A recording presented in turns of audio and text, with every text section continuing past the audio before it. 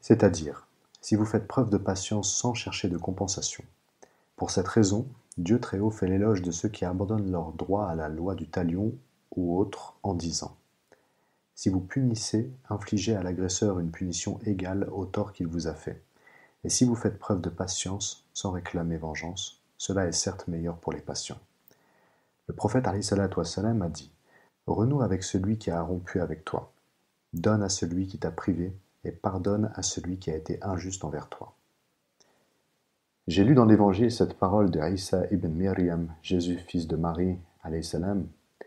Auparavant, il vous fut dit: œil pour œil, dent pour dent. Mais moi je vous dis, ne rendez pas le mal pour le mal. Mais que celui qui est frappé à la joue droite tende la joue gauche. Et si quelqu'un tente de prendre ton vêtement, donne-le-lui. Si quelqu'un te réquisitionne pour parcourir 1 000, parcours 2 000 avec lui. Tout cela invite à faire preuve de patience envers les nuisances.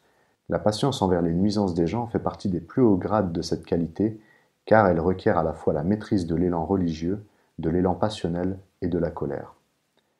Troisième cas. Il s'agit de ce qui échappe totalement à la volonté de l'individu. Ce sont les malheurs, la perte d'être cher, la faillite financière, la santé diminuée par la maladie, la cécité, la défaillance des organes et toutes les épreuves de manière générale. Faire preuve de patience en de telles circonstances fait partie des plus hautes stations de la patience. Ibn Abbas a dit: la patience, dans le Coran, possède 3 aspects. S'acquitter patiemment des obligations imposées par Dieu Très-Haut. Cela comporte 300 degrés. Éviter patiemment les interdits divins. Il y a là 600 degrés. Faire preuve de patience dans le malheur dès le premier choc. Cette patience comporte 900 degrés. Elle surpasse les 2 autres qui sont d'ordre obligatoire, alors qu'elle n'est que méritoire, parce que tout croyant a la possibilité d'éviter patiemment les interdits. Quant à faire preuve de patience dans les épreuves de Dieu Très-Haut, seuls le peuvent les prophètes, car cette patience appartient en propre au véridique. Et certes, ceci est très difficile pour l'âme. Pour cette raison, le prophète alayhi salatu wassalam a dit: je te demande la certitude qui amoindrira, à mes yeux, les malheurs de ce bas monde. Cette patience prend sa source dans la certitude véritable. Abu Sulayman a dit: par Dieu, nous ne faisons pas preuve de patience envers ce que nous aimons. Comment ferions-nous preuve de patience envers ce que nous détestons? Le prophète sallallahu alayhi wa sallam a dit: Dieu, puissant et majestueux, a dit: si j'envoie à un de mes serviteurs un malheur dans son corps, son argent ou ses enfants, s'il le reçoit en faisant preuve d'une belle patience, je serai gêné de lui mettre en place la balance et de déplier la liste de ses œuvres le jour de la résurrection. Faire preuve de patience en attendant une issue heureuse est un acte d'adoration. Il n'y a pas un seul croyant qui, étant touché par un malheur, dise comme Dieu Très-Haut l'a ordonné. En vérité, nous sommes à Dieu et c'est vers lui que nous retournons. Ô mon Dieu, accorde-moi une récompense pour ce malheur et une issue meilleure, sans que Dieu le fasse. Anas rapporte avoir entendu le prophète alayhi salatu wassalam dire: Dieu Très-Haut a dit: Ô Djibril, quelle est la récompense de celui qui perd les 2 auxquels il tient, c'est-à-dire ses yeux? Djibril répondit: Gloire à toi, nous ne connaissons que ce que tu nous enseignes. Dieu Très-Haut dit alors: sa récompense sera l'éternité dans ma demeure et la vision de ma face. Dieu puissant et majestueux a dit: lorsque j'éprouve mon serviteur et qu'il fait preuve de patience sans se plaindre à ceux qui le visitent, je remplacerai sa chair par une chair meilleure et son sang par un sang meilleur. C'est alors que je le guérirai et il sera purifié de tout péché. Si je le fais mourir, il rejoindra alors ma miséricorde. Daoud, le prophète David, alayhi salam, a dit: Ô Seigneur, quelle est la récompense de l'affligé qui fait preuve de patience dans le malheur en cherchant par là ta satisfaction? Dieu répondit: pour le récompenser, je le vêtirai du vêtement de la foi et je ne le lui retirerai jamais. Omar ibn Abd al-Aziz dit dans son prêche: Dieu accorde toujours un bienfait meilleur à celui qui a été privé d'un bienfait et qui a fait preuve de patience. Puis il lut le verset suivant: ceux qui sont patients recevront leur récompense sans compter. Il interrogea Foudaïl sur la patience et il répondit: c'est la satisfaction du décret divin. On lui demanda: comment cela est-il possible? Il répondit: Celui qui est satisfait ne recherche pas ce qui est au-delà de sa situation. On rapporte que Shibli reçut la visite de Jean alors qu'on l'avait enfermé dans l'asile d'aliénés. Il leur demanda : « Qui êtes-vous ? » ?»« Tes amis venus te visiter, répondirent-ils. Il leur lança des pierres et ces gens prirent la fuite. Il dit alors : « Si vous étiez mes amis, vous auriez fait preuve de patience face à mon épreuve. » Un harif gardait dans sa poche un morceau de papier qu'il sortait toutes les heures pour le lire. Il y était inscrit : « Fais preuve de patience envers la décision de ton Seigneur. En vérité, tu es sous notre regard. » On rapporte que l'épouse de Fath el-Mawsili chuta, s'arracha un ongle et en rit. Il lui fut dit : « Ne ressens-tu donc pas la douleur ? » Elle répondit : « La douceur de la récompense a fait disparaître de mon cœur la douleur. » Daoud alayhi salam dit à Sulayman, le prophète Salomon alayhi salam : « Trois choses prouvent la foi du croyant. La belle confiance en Dieu s'il n'a pas obtenu ce qu'il voulait, la belle satisfaction de Dieu pour ce qu'il a reçu et la belle patience pour ce qui est passé. » Notre prophète sallallahu alayhi wa sallam a dit : « C'est magnifier Dieu et connaître ses droits que de ne pas se plaindre de la douleur et se taire sur ses malheurs. » On rapporte qu'un homme parmi les vertueux sortit un jour avec une bourse sur lui. Lorsqu'il voulut la saisir, il se rendit compte qu'elle avait disparu. Il dit alors : « Que Dieu en fasse pour lui une source de bénédiction. Il est peut-être plus dans le besoin que moi. » On rapporte qu'un vertueux passa près du corps de Salim, le serviteur d'Abu Hudayfa, alors qu'il était mourant et entouré de morts. Il lui dit : « Veux-tu que je te donne de l'eau ? » Salim répondit : « Conduis-moi à l'ennemi et mets l'eau dans mon bouclier. Je jeûne aujourd'hui, et si je vis jusqu'à ce soir, j'en boirai. » Telle était la patience de ceux qui cheminaient sur la voie qui mène à l'au-delà, dans les épreuves imposées par Dieu. Si tu demandes : comment peut-on atteindre le degré de la patience dans les malheurs alors que ceux-ci ne dépendent pas de la volonté de l'individu, celui-ci y est contraint, qu'il le veuille ou non, et il n'est pas non plus de l'ordre de la volonté de ne pas détester les malheurs. Sache que l'on sort de la station de la patience en s'affligeant, en s'arrachant les vêtements, en se frappant le visage, en exagérant ses complaintes, en montrant son désarroi, en changeant ses habitudes vestimentaires, son habitat, sa nourriture. Ces choses sont du ressort de la volonté. Il faut donc toutes les éviter et montrer sa satisfaction du décret de Dieu très haut. Il faut conserver ses habitudes et se convaincre que ce qui a été perdu était un dépôt qui fut rendu à son propriétaire. Comme on le rapporte de Sulaym, elle dit : « J'ai perdu un fils alors que mon mari, Abu Talha, était absent. Je l'ai enterré près de la maison. Lorsque Abu Talha est arrivé, je lui ai préparé son repas et il s'est mis à manger, puis il dit : « Comment va l'enfant ? » Je répondis : « Il va on ne peut mieux, que Dieu en soit loué. Il n'y a pas plus calme que lui après qu'il s'est plaint la nuit dernière. Je me suis ensuite embelli mieux que je ne le faisais habituellement, et nous nous connûmes.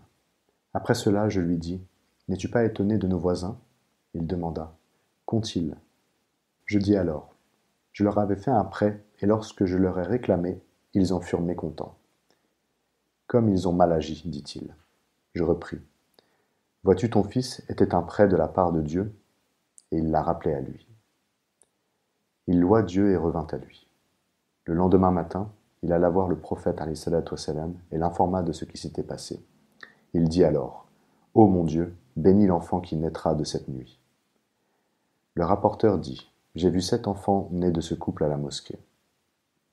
Ils étaient tous des lecteurs du Coran. » Jabir rapporte que le prophète alayhi salatu wassalam a dit : « Je me suis vu entrer au paradis et j'y ai vu l'épouse de Abu Talha. » On a pu dire que la belle patience consistait à ne faire connaître à personne son malheur. Mais on ne sort pas du rang des patients par la douleur qui touche le cœur ou par les larmes qui coulent des yeux. Tout un chacun y est sujet lors de la mort d'un proche, car les larmes expriment la douleur du cœur pour le défunt, et cela est humain. C'est pourquoi, à la mort de son fils Ibrahim, le prophète alayhi salatu wassalam pleura. On lui dit alors : « Ne nous as-tu pas interdit cela ? » Il répondit : « Cela est de la miséricorde, et Dieu ne fait miséricorde qu'aux miséricordieux parmi ses serviteurs. » Ce type de comportement ne fait pas non plus sortir de la station de la satisfaction de Dieu. Celui qui s'apprête à subir une saignée en est satisfait, même s'il en éprouve fatalement une douleur qui l'amènera peut-être aux larmes. Nous verrons tout cela dans le livre de la satisfaction, s'il plaît à Dieu. Ibn Abu Najih Yahzi a écrit à un calife. Celui qui connaît le mieux le droit de Dieu dans ce qui lui a été retiré est celui qui magnifie le droit de Dieu dans ce qu'il lui a laissé. Sache que ce qui constitue ton passé t'appartient en propre et que ce qui subsistera après toi a été mis sous une autre tutelle. Sache encore que la récompense de ceux qui font preuve de patience est plus grande pour les malheurs qui les touchent que les bienfaits qu'ils reçoivent. Ainsi, lorsque l'on repousse l'amertume par la réflexion sur les bienfaits de la récompense de Dieu très haut, on acquiert le degré des patients. Oui, fait partie de la patience parfaite le fait de dissimuler sa maladie, sa pauvreté et tous les autres malheurs. On a pu dire, fait partie des trésors de la piété le fait de cacher ses malheurs, ses douleurs et ses aumônes. Il t'apparaît clairement par toutes ces subdivisions que la patience est nécessaire dans tous les états et pour toutes les actions. Certes, celui qui a vaincu tous les désirs concupiscents et s'est isolé a toujours besoin de faire preuve de patience dans la solitude et l'isolement et de repousser patiemment les suggestions psychiques de Satan. En réalité, l'agitation des pensées adventistes ne cesse pas par le simple isolement et la plupart concernent le passé pour lesquels on ne peut plus rien faire ou des événements futurs qui arriveront dès lors qu'ils ont été prédestinés. Dans les deux cas, c'est une perte de temps. L'organe principal du serviteur est son cœur et son capital est le temps de vie qui lui est imparti. Si le cœur oublie l'espace d'un instant le rappel qui lui apportera l'intimité de Dieu très haut, ou oublie la réflexion qui l'amènera à mieux le connaître, connaissance qui, elle, mène à l'amour de Dieu, le serviteur est alors lésé par lui-même. Cela concerne la pensée et les suggestions psychiques liées à des choses acceptables au regard de la loi, mais la plupart du temps il ne s'agit pas de cela. Il s'agit de trouver les moyens d'assouvir ses désirs concupiscents. En effet, l'homme est constamment en lutte contre ce qui s'oppose à ses objectifs ou contre ce qu'il imagine être contre lui au moindre signe. Il se peut même qu'il imagine une hostilité de la part de ceux qui lui portent un amour sincère parmi les gens, sa famille ou ses enfants. Il se mettra alors à réfléchir sur les moyens à mettre en œuvre pour les repousser, les vaincre et déjouer leurs pièges. Il sera ainsi dans un souci perpétuel. Satan possède deux armées, l'une vole et l'autre marche. La première représente le mouvement des suggestions psychiques et la seconde le mouvement des désirs concupiscents. Il a été créé à partir de feu et l'homme d'une argile sonnante comme la poterie. Or, la poterie est une argile qui a été passée au feu. Cette dernière a pour tendance naturelle le repos et le feu a pour tendance naturelle le mouvement. On ne peut concevoir un feu qui brûle sans mouvement. Le maudit créé de feu fut astreint à se prosterner devant celui que Dieu avait créé d'argile afin de calmer son agitation naturelle. Il refusa, s'enorgueillit et désobéit. Il se justifia en disant « Tu m'as créé de feu et tu l'as créé d'argile ». Puisque le maudit ne s'est pas prosterné devant notre père Adam, alayhi salam, il ne faut pas s'attendre à ce qu'il se prosterne devant ses descendants, de son plein gré. Dès lors que sont repoussées les suggestions psychiques, son hostilité, son armée volante et ses détournements, apparaissent alors sa docilité et son obéissance qui est une prosternation de sa part. C'est même l'esprit de la prosternation, car poser le front au sol n'en est que la forme et le signe conventionnel. Si le fait de poser son front à terre était un signe conventionnel de mépris, ce geste aurait ce sens-là. De la même manière, tomber à plat ventre devant quelqu'un que l'on vénère est généralement interprété comme un rabaissement méprisant. Ne sois pas captivé par la coquille en oubliant la perle qu'elle protège, ni par la forme de l'esprit au détriment de ce dernier, ni par l'écorce en oubliant le fond, car tu ferais partie des gens complètement voilés du monde invisible par le monde sensible.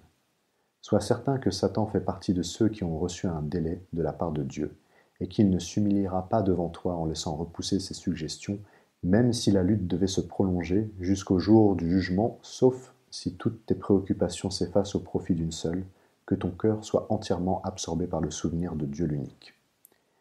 Le maudit n'aura plus aucune emprise sur toi, et tu feras partie des purs serviteurs de Dieu, ceux qui échappent à la domination du diable.